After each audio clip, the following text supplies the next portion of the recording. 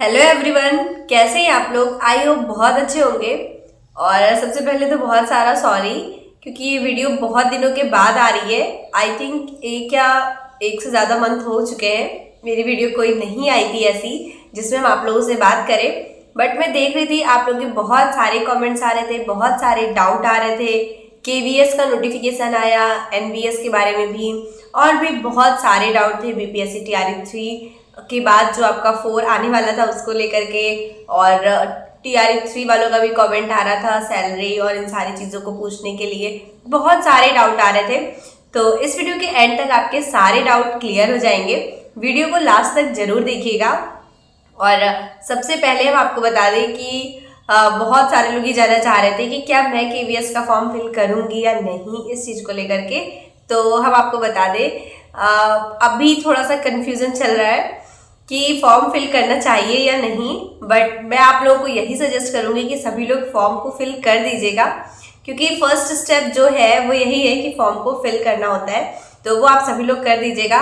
और मेरा क्या है कि अभी थोड़ा सा सोच रहे हैं कि फॉर्म फिल करना चाहिए नहीं, but at last form fill कर देंगे। अभी तक फॉर्म नहीं हुआ है मेरा जो है फिल, बट हाँ करना है तो हो जाएगा। और कुछ ऐसी सिचुएशन आती है कि मेरा हर फॉर्म लास्ट डेट में ही भरा जाता है, और इसके लिए बहुत सारी डांट भी खानी पड़ती है मुझे घर पे। तो ये चीज़ें हैं, बाकी फॉर्म भर देंगे हम भी सोच रहे हैं। और आप लोगों को भी आई हो फॉर्म फिल कर देना चाहिए। बट कुछ बातें हैं जो मैं आपसे शेयर करना चाहती हूँ, जो मेरे माइंड में चल रही हैं लगातार बहुत टाइम से। तो पहले मैं आपको बताती हूँ कि पता नहीं आप लोगों को मेरा जो व्यू है वो समझ में आता है या नहीं, बट जो मेरे मन में चल रही चीज़ें वो मैं आप लोगों से शेयर करूँगी। और आप लोग भी मुझे अपने सजेशन, जो भी आप लोग फील करते हो वो सारा कुछ कमेंट सेक्शन में ज़रूर बताइएगा, ठीक है। तो पहली चीज़ कि अभी स्कूल की वजह से टाइम बिल्कुल नहीं मिल पाता है, और टाइम मैनेज करना काफ़ी मुश्किल हो गया है। और इस वजह से मेरी लॉन्ग वीडियोस नहीं आ पा रही है और रेगुलर वीडियोस नहीं आ पाती है, और डेली वीडियो शूट भी नहीं हो पाती है। जो पुरानी वीडियो शूट है या बहुत सारे, मतलब मेरा जो फ़ोन है वो पूरा फुल है फोटोज़ वीडियोज़ इन सब से। तो वही सारी सॉरी, वही सारी क्लिप यूज़ करके मेरी वीडियोस बनती रहती है। और अभी सर्दी जुकाम की वजह से तबीयत भी मेरी ठीक नहीं है, फीवर भी हल्का हल्का आ रहा है। तो इन सारी रीजंस की वजह से वीडियोस नहीं हो पा रही है। बट मैं कोशिश करूँगी कि डेली एक वीडियो आप लोगों के लिए बनाऊँ और आप लोगों से थोड़ी सी बातें करूँ, क्योंकि ये मेरे लिए बहुत अच्छा लगता है मुझे ऐसा करना। और बहुत टाइम से हम लोगों की बहुत सारी ऐसे डिस्कशन हुआ है, और अभी अचानक से ना हो तो थोड़ा सा बुरा तो लगेगा ही। वही सारी चीज़ें हैं। और जो मुझे डिस्कस करना था वो ये था कि अभी जो मेरी जॉब है टीआरई 3.0 के तहत, जो मेरा यहाँ पे बिहार में सिलेक्शन हुआ था, तो यहाँ पे क्या है कि अभी मुझे सब सारी चीज़ें बैलेंस बैलेंस लगती है। मतलब बैलेंस का मतलब है जैसे एक अच्छा स्कूल है, वहाँ पर टचवुड नज़र ना लगे जो भी स्टाफ है बहुत अच्छा है, कोऑपरेटिव है, और अंडरस्टैंडिंग भी है सबके बीच में। कोई ऐसा पॉलिटिक्स टाइप का मुझे मतलब लगता नहीं है। हो सकता है हो, पर मुझे समझ में ना आता हो, ये हो सकता है। बट मुझे ऐसा कुछ खास लगता नहीं है, इतना अजीब या बेकार माहौल। और जहाँ पे मेरा रूम है वहाँ मैं रह रही हूँ, यहाँ भी मुझे सारी चीज़ें ठीक ठीक लगती हैं। तो मतलब मेरा पर्सनल ओपिनियन है ये कि मुझे लगता है कि अभी एक जॉब है मेरे पास, और अगर दूसरी जॉब मुझे मिले या मैं इस जॉब से स्विच करूँ, तो फिर अपने यूपी में मेरे पास कोई जॉब हो जो, मतलब मेरे थॉट है, मैं वो ऑनेस्टली आपसे कह रही हूँ। बाकी आप लोग, हो सकता है मेरे थॉट्स गलत हो किसी की नज़र में, बट जो मैं सोच रही हूँ वो मैं आपसे कह रही हूँ, ठीक है।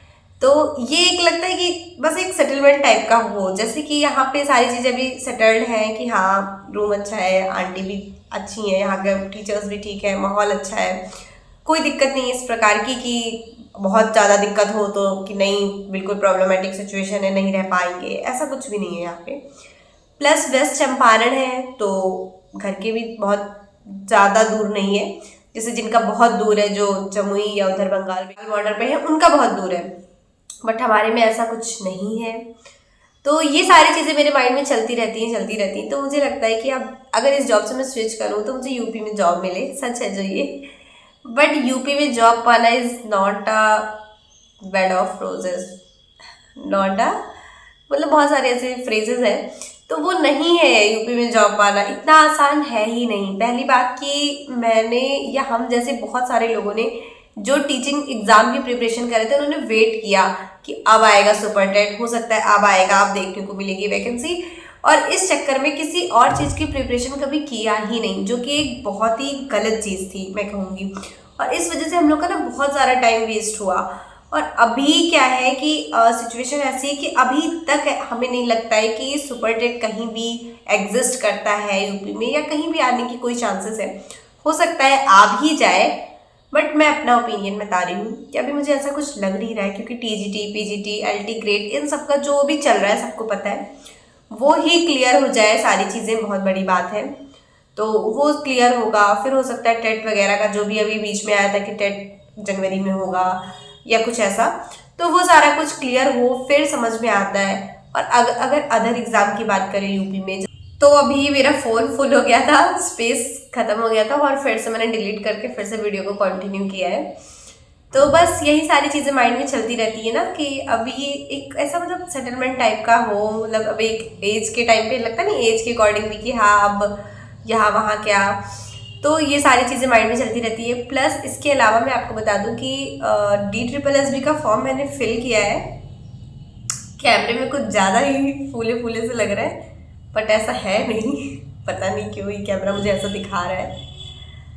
तो अभी DSSB का फॉर्म मैंने फिल किया है, बट पढ़ाई के नाम पे 0 चल रहा है।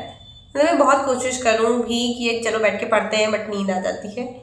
मतलब अंदर से एक वो नहीं होता, एक एनर्जी सा फील होना कि नहीं मुझे पढ़ना है पढ़ना, जैसे अब तक का था बिफोर DRE 3। तो अभी वो चीज़ें नहीं आ रही है माइंड में, और कहीं ना कहीं इसकी वजह से ना मेरी पढ़ाई काफ़ी डिस्टर्ब भी चल रही है, पढ़ाई में मन नहीं लग पा रहा है। और घर में भी ऐसा सिचुएशन है, शादी ये सारा कुछ चलता रहता है। तो इन सारी चीज़ों की वजह से कहीं ना कहीं मेंटली मुझ पर असर होता है, तो चीज़ें कंटिन्यू स्मूथली नहीं चल पाती हैं। तो यही सारी चीज़ें हैं। और अभी मेरा सोचना सही है या गलत, आप लोग मुझे कमेंट में ज़रूर बताइएगा। बाकी KVS के एग्ज़ाम की डेट आ गई है जनवरी में। बहुत सारे लोग परेशान हैं, क्या किया जाए क्या किया जाए, इधर उधर बैचेस ले रहे हैं, परेशान हो रहे हैं। बट मैं फिर भी कहूँगी कि जो भी टीचिंग एस्पिरेंट थे अब तक थे, इसलिए मैंने वर्ड यूज़ किया है, क्योंकि पहले क्या होता था कि जो टीचिंग एस्पिरेंट थे वो सिर्फ एक एग्ज़ाम की प्रिपरेशन करते थे, बट अब ऐसा नहीं है। बहुत सारे एग्ज़ाम हैं जिनकी प्रिपरेशन वो लोग कर रहे हैं, तो इस वजह से मैंने थे वर्ड यूज़ किया। बट अभी मैं यही कहूँगी कि अगर आप अदर एग्ज़ाम की प्रिपरेशन कर रहे हैं तो वही सारी चीज़ें हैं जो अभी KVS में पैटर्न चेंज हुआ है, तो इसका बेनिफिट आपको मिलेगा। यानी कि इन वेरी शॉर्ट मैं ये कह रही हूँ कि अगर आप KVS के सिलेबस के चेंज होने से डर रहे हैं, घबरा रहे हैं, तो मत घबराइए। पहले क्या होता था कि पेडागोजी भर भर के पढ़ना पड़ता था, जो उसको पढ़ रहा था उसके लिए तो यह है बेनिफिशियल कि हाँ पूछा जाएगा पेडागोजी।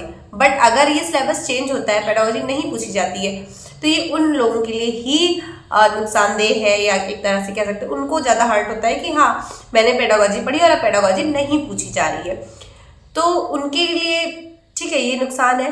बट जो लोग अदर प्रिपरेशन करें, जैसे मैथ्स है, कंप्यूटर है, ये सारा सब्जेक्ट पढ़ रखा है, GS वगैरह, तो उनके लिए ये बहुत ही एक अच्छा अपॉर्चुनिटी है। बट मैं फिर भी कहूँगी टायर 1 है, टायर 2 है, टायर 3 है, आपका कई स्टेप्स हैं, इनसे घबराना नहीं है। अगर आप प्रिपरेशन अच्छे से कर रहे हैं, वही सारी चीज़ें हैं, उन्हें रिवाइज करना है। अगर आपने किसी अदर एग्जाम की प्रिपरेशन करी है तो वो सारा चीज़ें आप रिवाइज करते रहो, अच्छे से पढ़ो, और सिलेबस देख के घबराना बिल्कुल भी नहीं है, ठीक है। बाकी मैंने आपसे अपना प्रोस्पेक्टिव शेयर किया, मैं क्या सोच रही हूँ, मुझे क्या समझना चाहिए क्या नहीं, ये सारा कुछ मैंने आपसे शेयर किया है। कि मुझे लगता है कि आई थिंक इस जॉब से स्विच हो तो मेरा यूपी में आगमन हो, सच बता रही हूँ, मैंने यही सोच रखा है।